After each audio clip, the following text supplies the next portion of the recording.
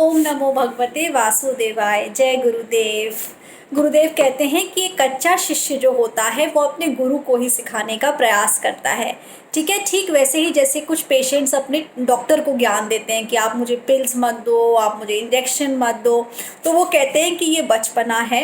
और यही हाल अभी अर्जुन के साथ हो रहा है। वो कृष्ण से बोलता है, कभी आप मुझे बोलते हो ध्यान करो, कभी आप मुझे बोलते हो युद्ध करो, आखिर आप कहना क्या चाहते हैं।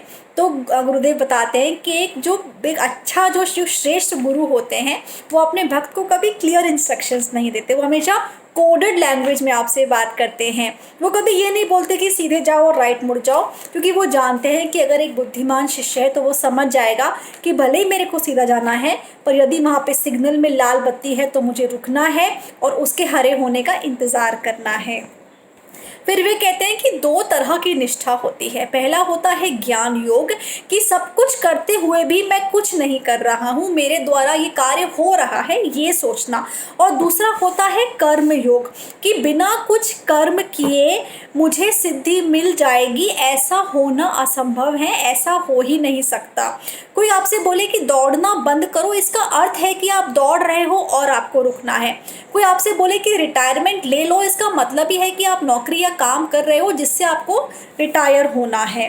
फिर वो कहते हैं कि आपके मन में संयम होना चाहिए। यदि आप ऑफिस में अपने काम कर रहे हो तो ऑफिस में 100% दे के अपना काम करो। जब आप घर आते हो, फैमिली के साथ हो, बच्चों के साथ हो, तो उनके साथ क्वालिटी टाइम स्पेंड करो। आप जब जिस समय जहाँ हो पूरे वहीं रहो एंड बी योर 100%। जीवन की यात्रा बिना कर्म के चल ही नहीं सकती। श्वास लेना, बात करना, ज्ञान अर्जित करना, यहाँ तक कि शौच जाना भी कर्म है, और हम सब उस कर्म के द्वारा बंधे हुए हैं। और समाज में भी हम पर ऐसे बंधन है। यदि एक डॉक्टर है और उसके सामने एक मरीज आ गया तो ये उसका कर्तव्य है कि वो उसका इलाज करे। यदि आप एक इलेक्ट्रीशियन हो और किसी की बिजली चली गई तो ये आपका फर्ज बनता है कि आप उसकी सहायता करो। और समाज कभी भी आपसे उस चीज़ की अपेक्षा नहीं करेगा जो आप नहीं कर सकते। यदि आप एक डॉक्टर नहीं हो तो कोई आपसे आके दवाई की अपेक्षा नहीं करेगा। फिर वो कहते हैं कि यज्ञ क्या होता है, तो कई लोग मिलकर सबके सबके सुख की कामना के लिए जो कार्य करते हैं उसको यज्ञ कहा जाता है। फिर लोग कहते हैं कि सनातन धर्म में कई हजार देवी देवता हैं। तो गुरुदेव समझाते हैं कि ये बहुत साइंटिफिक है। जैसे एक सेल होता है, जब वो मल्टीप्लाई होता है तो उस सेल से कहीं आँख बनती है, कहीं नाक बनता है, कहीं हमारा शरीर बनता है। और आप देखो आँख और जीभ कितनी अलग अलग रोल्स परफॉर्म करती है। ठीक वैसे ही वो कहते हैं कि एक डीएनए में हजारों पैटर्न हैं और यही देवी शक्ति है। जीवन ऊर्जा के संसाधनों को हमने देवी शक्ति का नाम देकर हमने पहचाना है।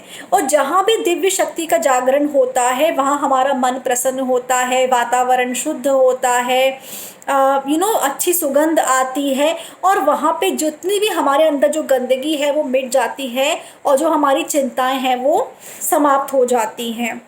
जो भी व्यक्ति दूसरों के लिए काम करता है वो स्वयं भी सदैव सुख पाता है, और जो सिर्फ अपने बारे में सोचता है वो हमेशा चोट ही खाता है। और आपके बच्चे भी देखो आपके साथ फिर वैसा ही व्यवहार करते हैं। यदि आपके बच्चों ने बचपन से देखा है कि मेरे माता पिता ने समाज का काम किया है, धर्म का काम किया है, दान पुण्य किया है, जो हमारे बड़े बुजुर्ग थे उनकी सेवा की है, तो आपके बच्चे भी वैसे ही बन जाएंगे। पर यदि आपके बच्चों ने ये देखा हो कि मेरे माता पिता ने जीवन भर सिर्फ अपने बारे में, अपने स्वार्थ के बारे में देखकर काम किया हो, तो आपके बच्चे भी फिर बड़े होकर वैसे ही बनेंगे और आपके साथ वैसा ही व्यवहार करेंगे। फिर वो कहते हैं कि साइंटिस्ट आजकल डार्क मैटर, डार्क एनर्जी की बात कर रहे हैं। यही चीज़ ऋग्वेद में कई हजारों साल पहले बताई गई थी कि सारा संसार जिस तत्व पे टिका है वो अदृश्य है, और उसको हमने काल भैरव का नाम दिया। फिर गुरुदेव कहते हैं कि 200 साल पहले तक हमारे देश की जो का 38% वर्ल्ड की जो जीडीपी थी उसमें कंट्रीब्यूशन था। हमारे देश में कोई गरीब नहीं था, और हम एक ही संकल्प लेते थे कि लोका समस्ता सुखिनो भवन्तु, लोका समस्ता सुखिनो भवन्तु, कि वर्ल्ड में सब खुश रहें, प्रसन्न रहें, सुखी रहें, स्वस्थ रहें। हम सबके मंगल की सदैव कामना करते रहे हैं। और अगर जीवन में कुछ साधना है, कुछ सिद्धि पाना है, तो आपको आराम त्यागना ही पड़ेगा। जो व्यक्ति स्वयं में आनंदित और सेंटर्ड हो जाता है उसके सारे काम बहुत आसानी से होने लगते हैं। आत्मतृप्त व्यक्ति के सोचने भर से उसके काम हो जाते हैं। एक योगी और एक ज्ञानी स्वयं में तृप्त होता है, उसके बाद भी कुछ लोग पूजा करते हैं, पाठ करते हैं, सत्संग करते हैं, उनको ये करने की ज़रूरत नहीं होती है। जो भी आत्मज्ञानी व्यक्ति है वो ये कर्म सिर्फ इसलिए करता है ताकि ये जो परंपरा चली आ रही है ये चलती रहे, जो जो छोटे बच्चे हैं वो सीखें और ये संस्कार हर पीढ़ी दर पीढ़ी पास होते जाएं। फिर वो कहते हैं जॉब सेटिस्फैक्शन नाम की कोई चीज़ नहीं होती दुनिया में। सेटिस्फैक्शन खुद में मिलता है, उसके बाद इंसान जॉब करता है।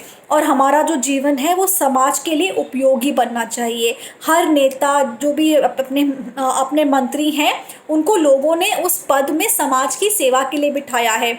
इसलिए कुछ लोग सोचते हैं कि मैंने इस्तीफ़ा देके बहुत बड़ा काम किया, तो गुरुदेव कहते हैं तुमको प्रजा ने राजा बनाया है ताकि तुम प्रजा की सेवा कर सको, और वो सेवा करना तुम्हारा कर्तव्य है और तुमको सदैव सेवा करते रहना चाहिए। तुम वहाँ मौज मस्ती के लिए नहीं हो। हाँ, और फिर वो कहते हैं कि जो गीता को अपने जीवन में अपना ले उसके जीवन में कभी अंधकार नहीं आ सकता। महात्मा गांधी भी रोज़ गीता पढ़ा करते थे और इस देश को स्वतंत्र कराने में अध्यात्म ने बहुत इम्पोर्टेंट भूमिका निभाई है, क्योंकि आध्यात्मिक शक्ति हमारे साथ थी, इसलिए आज हमारा देश स्वतंत्र हो पाया और आज हम लोग सब देश में प्रसन्न हैं। और समाज के क्षेत्र में जो लोग भी आगे होते हैं हम सब उनको फॉलो करते हैं, उनका अनुग्रहण करते हैं। तो ज्ञान बहुत गहरा होता जा रहा है। आप पक्के से हमारे साथ जुड़े। जय गुरुदेव।